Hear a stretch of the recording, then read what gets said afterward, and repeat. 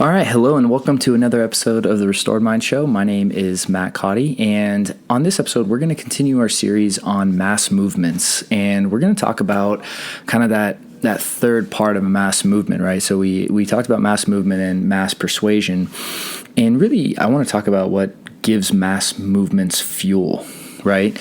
And so what we need to understand, and this is kind of the first point, is that people don't follow movements as much as they follow people, right, that are leading a movement. And I think it's a natural, innate part of us to always, look towards others, to others for direction, right? I mean, we've done it, our whole lives, most of us, whether it's our parents or our teachers or bosses, or, when there's a situation that is conflicting for us, right? We look to others to help guide us when we don't feel like we know what we're supposed to do. And so this idea of creating a mass movement, one of the things that needs to happen is, like I said, there needs to be an attractive leader, or, someone to follow, right? And in any good movement will always have kind of a face of the movement. They might not even actually be the one doing a lot of the stuff, but at least they're the face to follow, right? In most companies, that are really big, and have a good following, right?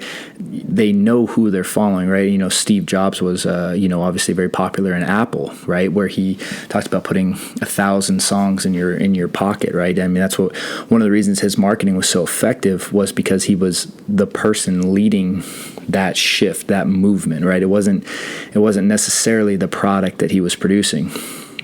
Although it was good, of course, it was just, he was the leader, right?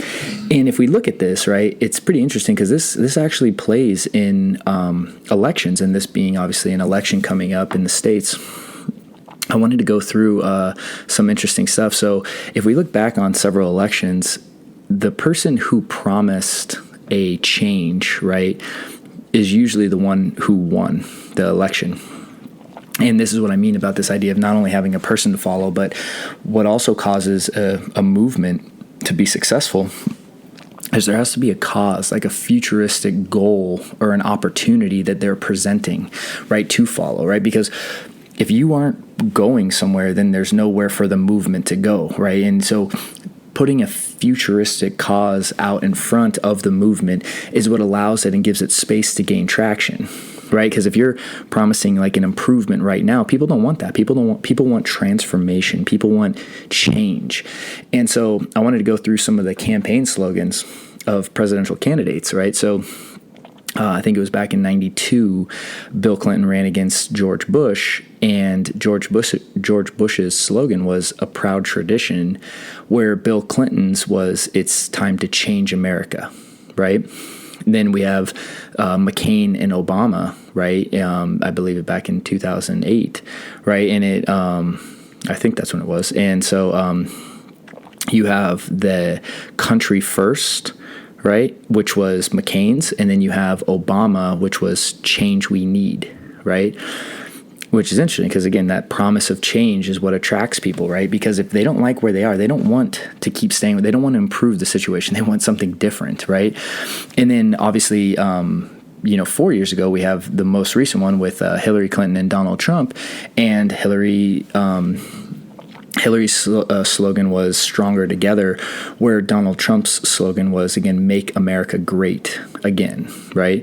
And that futuristic idea, right? And if you look at the people that win, the reason in many ways that they win, of course, political beliefs aside, is in many ways because they promise a change, right? They promise something in the future, a better future, right? Not an improved present. And that's an important thing to realize in any kind of movement, right? Is a projected cause or a new opportunity in the future that's being presented. And, because again, people want to put their faith and hope in something. They want good to come in the future, right? And most people are actually willing to sacrifice the present for a better future, when they really think about it. And when you have a cause and a new opportunity that you're presenting, that's actually what allows, people to get behind that movement to gain traction, right? Because if you're promising something now and they're not seeing results now, obviously that movement's gonna lose speed. And then this last part here is a critical part to understand when it comes to creating any kind of mass movement. And what people will do is, they'll give an identity, right, to really grab onto. And this is, again, one of the big problems with, in my opinion, the political system in the United States is people adopt identity politics, right? And we assume that if we identify with a certain political party, that then all the beliefs just carry up, right? And we agree with every belief with that political party, and it just moves up the ladder, right? And that ultimately is dictating the behavior of who you're going to vote for. So when someone gives you an identity, again, everything else follows. And we talked about that in the change series that we talked about with the 5 levels of change, and identity being the most powerful change that you can make in someone.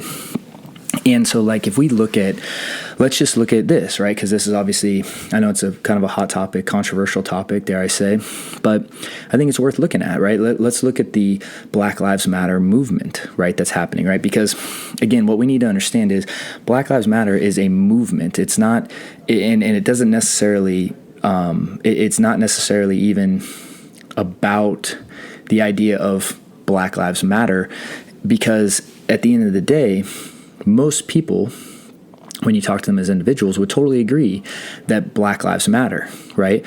But that doesn't mean everyone agrees in some of the stuff that's happening in the country right now with the idea of rioting and looting and some of the behaviors, hurting, violence, right? Not everyone promotes that. And not everyone that thinks that Black Lives Matter promotes those behaviors, right? And it's important that we understand that there's a separation between a belief that Black Lives Matter and a movement that's taking place here, right?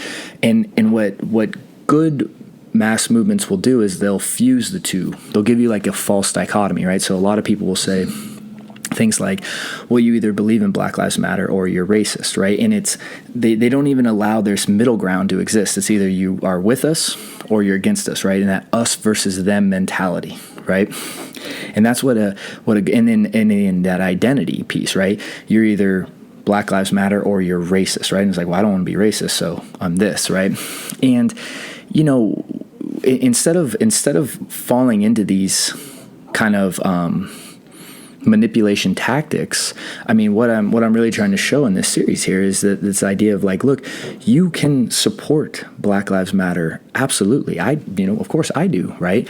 But that doesn't mean that you have to stop thinking for yourself when it comes to different belief structures. You can actually be a Republican or a Democrat, and you can actually have belief systems that are opposing what your side actually believes, because you can think for yourself. It's okay. But when your identity is so fused in a political movement or anything, right? In anything, if you're over-identified with something and you're blindly adopting the beliefs of that particular thing, whatever it is, right? That's when you start seeing the kind of behaviors that are really destructive that we're seeing in our country. And again, I know, like, I'm not really, I don't want to, obviously get too political on stuff, because I just think it's, in many ways, if you're really going to have these kind of discussions with people, you need to have open minds. And one of the things that is the problem with how people are operating is when you identify with something, you have a closed mind to any kind of other idea, right? And so when we talk about this idea of identity politics, which is really big right now, like I'm either a Democrat or I'm a Republican or I'm this, right? I'm a conservative or I'm a progressive, right? Like these identities of I'm this. Well, as soon as you adopt and someone gives you that identity, they just tell you what to believe, right? And then you just adopt it because you assume that since you're this, well, this must be what I believe, and then you behave accordingly. And that's the dangerous part about, the political realm and media and all of it, right? It's like, we got to think for ourselves as individuals, right? Like, you can support, Black Lives Matter and support police, right? Because law and order is good, right? I mean, like these ideas that only one thing can exist, it's just dangerous thinking, right? It's manipulation thinking.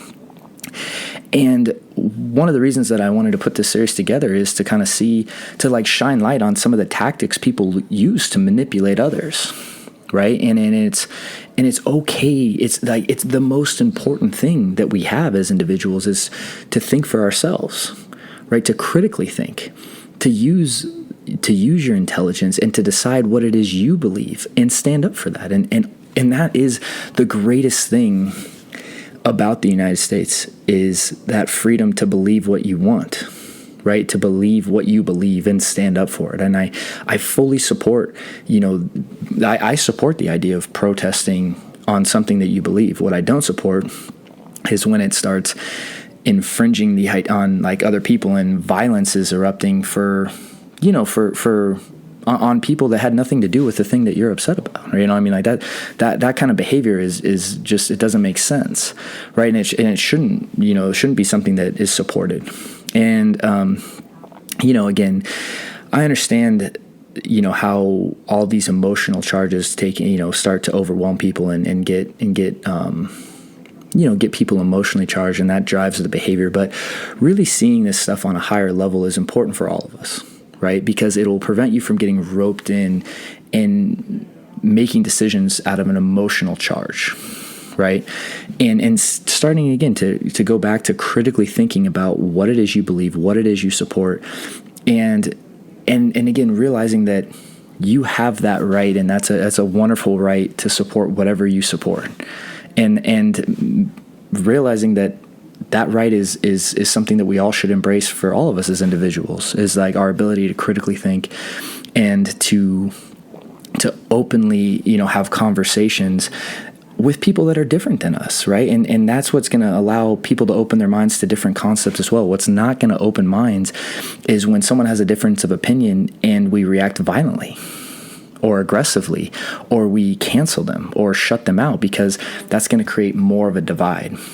What's actually going to allow change, in many ways, and healing, is to have open minds and to be able to think as individuals, not thinking how someone tells you how to think, right? And not just assuming that because you've identified with one party or the other, that you have to believe how that party tells you to believe.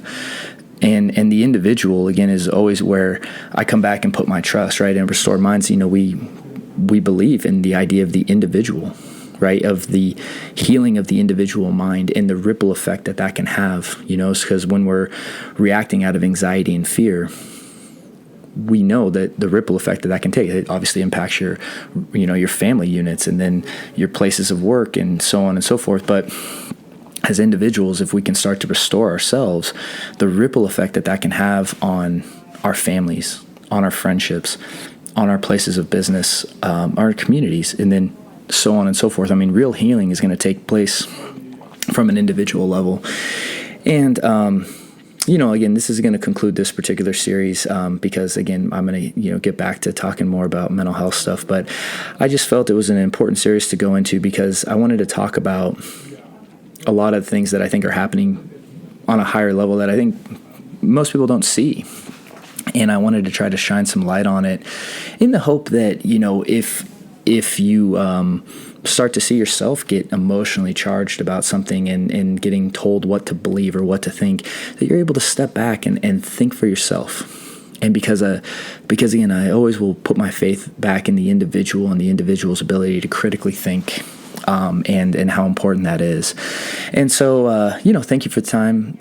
Thank you for taking the time to, tune in today, hang out. We really appreciate it. And again, always like, subscribe, and share if you found this helpful. And we also have resources over on our site at restoredminds.com to help you with any kind of mental health challenges, whether it be anxiety, depression, OCD, or any other kind of psychological stress. And so thank you again.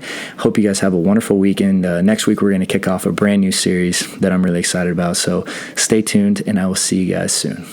Take care.